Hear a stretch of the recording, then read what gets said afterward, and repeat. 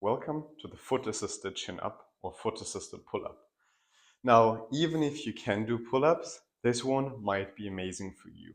Even when I was able to do weighted pull-ups with nearly my body weight, I still saw purpose in this exercise, and every coach needs to know it.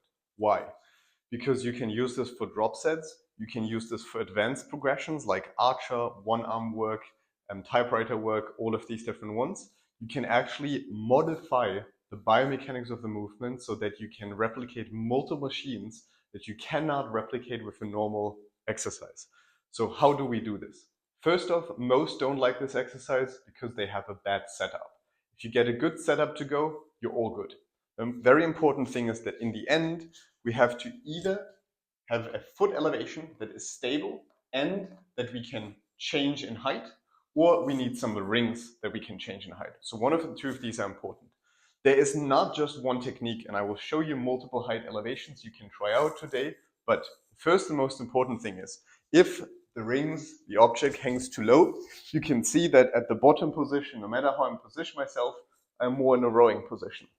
So the very first thing that I have to accomplish is that the rings are at least as tall as my mid-chest to my overhead reach. That's the at least that I need from essentially the elevation. So I'm going to accomplish this quickly by getting them up a good bit, and you can already see how the biomechanics change just as I bring these rings high so that they're roughly a bit more than an arm length away or higher than the floor. So here we go. They're roughly the same height. Just getting these out of the way so you can better see it. And here we go. Now, if I perform them like this, I go into this movement, I perform them here, we can already see what am I supposed to do with my feet. Should I keep them extended? Should I keep them bent? Now, in the beginning, that doesn't matter as much. The thing that is really important is I want to be able to go into a nice stretch position, and I want to be able to pull up where I'm not ending in something like a squat. This allows me to assist myself too much. If the object is far enough away, what this allows me is I can start here at the bottom position. Yes, I have some decent support, but still less than 50%. And at the top, I only have a certain amount of support. I would assume that I have around 50 to 85%, meaning 5/6 of my body weight in the top and bottom position, depending on how far I move away and how close I move here. So this is the very first important thing. This is a technique I like where I bend my knees a bit. I don't need crazy hamstring mobility. I stay with my rings away from it. You can also perform the same movement with a bit more distance and straight knees. That requires more mobility, and oftentimes if the mobility is not there, you can see this allows me to open the shoulders. This closes the shoulders a bit. So for many, the straight knee variation allows you to train a diagonal high rowing movement pattern, which is amazing for hitting certain fibers, but many want a true actual pull-up or chin-up. So to accomplish that, instead of fully bending the knees, we allow a bit, instead of fully extending, we allow a bit of bending that we can sink into the stretch and pull up all the way. Any grip works. I can go a bit wider here, just extend my width. Now I'm wider. I can do this wide, really wide grip chin up. Amazing stimulus, amazing exercise, has a lot of benefits. Now, the beauty with this whole thing is I cannot just change my grip. What I can also do is I can modify. This one is a very stretch, heavy, intense one. What I can also do is I can quickly adjust it so that I have a higher position. And what this allows me is I can support myself a tiny bit more, and I can modify a bit more as I'm pushing away from the object. So if I go a bit higher, like this, you can automatically see how my technique is going to change just based on the setup. So now I have my setup here.